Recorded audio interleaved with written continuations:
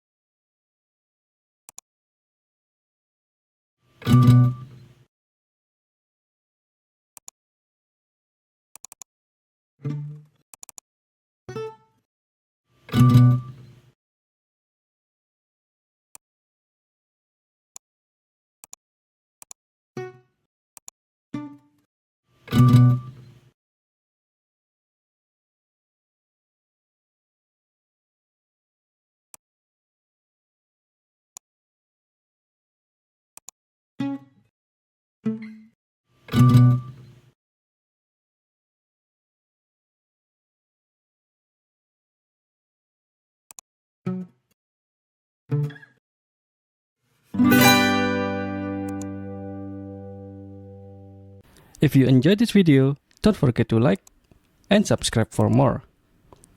Thank you for watching and see you next time.